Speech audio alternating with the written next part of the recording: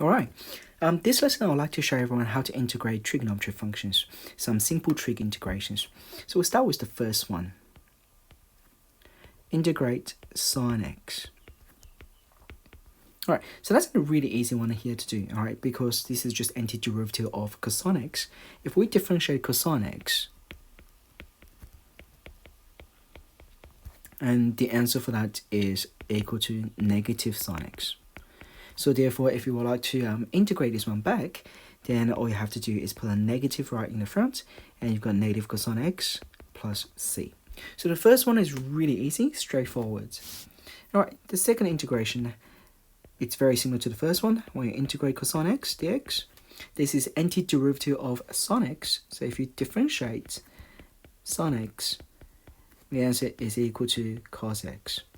So therefore the answer is really simple. It is just equals to sine x plus c.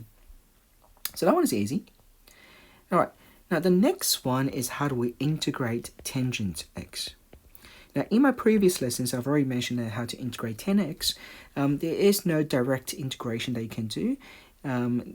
What you need to do is using logarithm integration. So what you have to do here is use the ratio identities, change that tan x into sin x over cos x.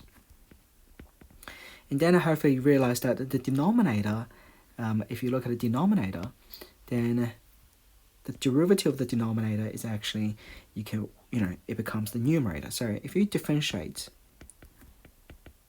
cosine x dx, you're going to get a negative sin x. So all you have to do now is simply put a negative on the top, put a negative outside to cancel it, and then that just follow the formula, which is the reciprocal function formula here. So that becomes negative ln absolute value cosine x plus c. So that's how you integrate tan x. Alright, so we have done an integration for those three standard trig functions, sine x, cosx, and tangent x. Now we're going to move on to the other three, okay? The other three trig ratios. So it's going to that's going to be a bit interesting to see, all right? What the integration looks like for the other three trig functions. All right, we're going to start with the reciprocal of sine, which is cosecx. All right, we're using a very special way to integrate cosecx, okay? It's really special. All right, so the first step what we're going to do here is we're going to times this cosecx by this expression.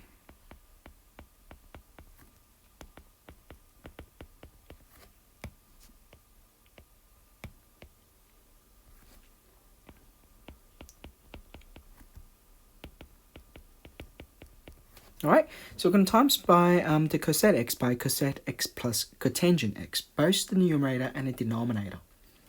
All right, now you will see what's the reason I need to times by that expression here. So right now, if you times it, you still get 1, right? Because you multiply by 1. And then this entire expression is just equivalent to 1. So therefore, I haven't changed anything. I haven't changed the question.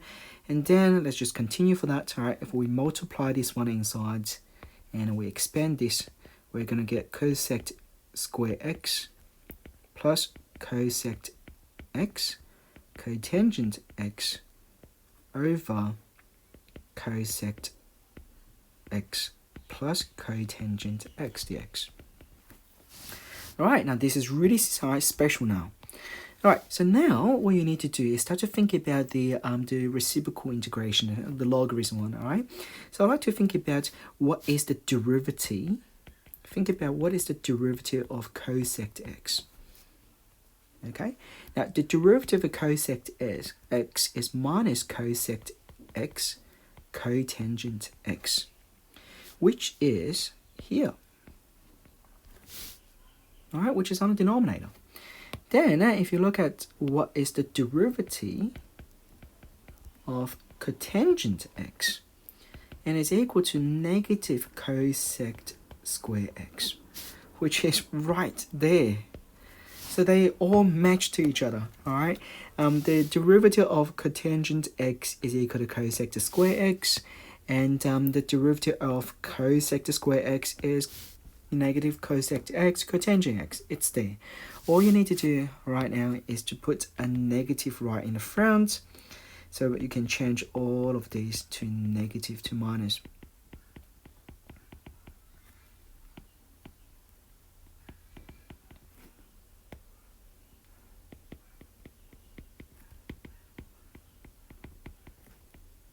Alright, and then you can use the logarithm integration, so it becomes ln negative ln absolute value cosec x plus cotangent x plus c. So it's a really special way to integrate cosec x. Very, very interesting.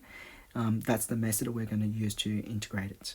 Alright, so once you know how to integrate this one here, I guess you can integrate secx, because the way to do that is exactly the same. Alright, so we're going to do that again one more time, but this time is secx, which is reciprocal of cosine.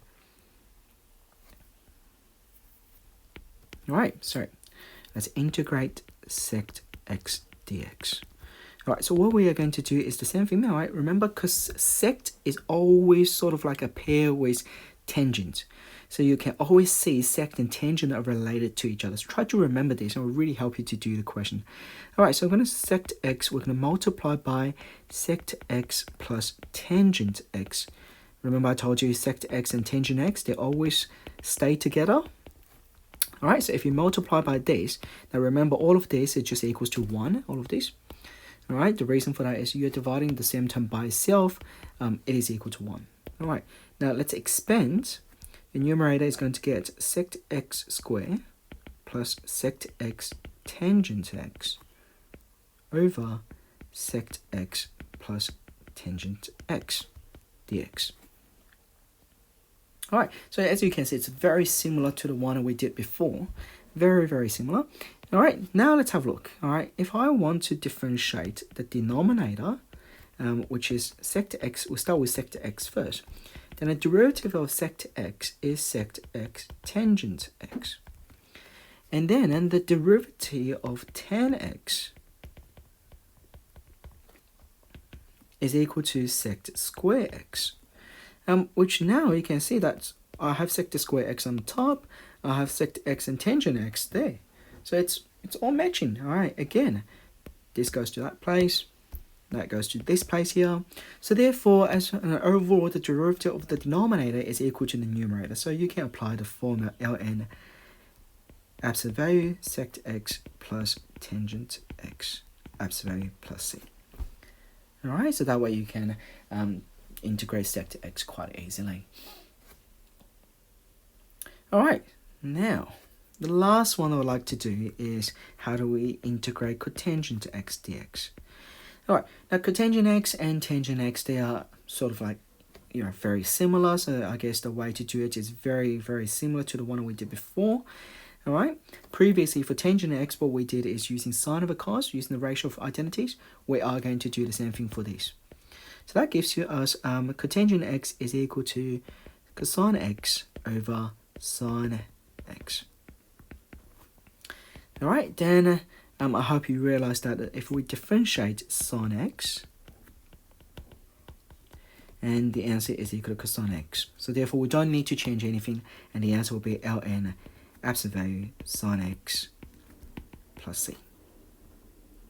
Alright, so these are the 6 integration, very special 6 integration. From the first one is sine, cos, and tangent, and then the other 3 is cosec, sect, and cotangent. We do have more integration that you, for the simple trick that you need to know. So the next one is how do we integrate sect square x dx. Now this is just a formula because that's the antiderivative of tangent. So if we differentiate tangent, you can see that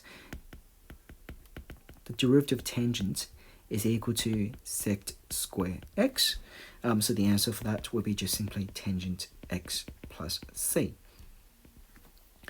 In my future lessons, I will show you how to differentiate tangent x and how to prove the derivative of all the trig functions. That just make sure that you pay attention to my future lessons. All right, so next one is how do I integrate cosec square x dx? Now, it is the antiderivative of cotangent x, and that's negative cosec square x. All right, so therefore the answer for that one is negative cotangent x plus c. All right, we do have two more. So how do we integrate secx and tanx? All right, this is again just a formula, because when we differentiate secx, we get secx tangent x. So therefore, the answer for that integration would just equals to secx. And then the last one, obviously, it's just going to be cosecx and then cotangent x dx. And that was the derivative of cosecx.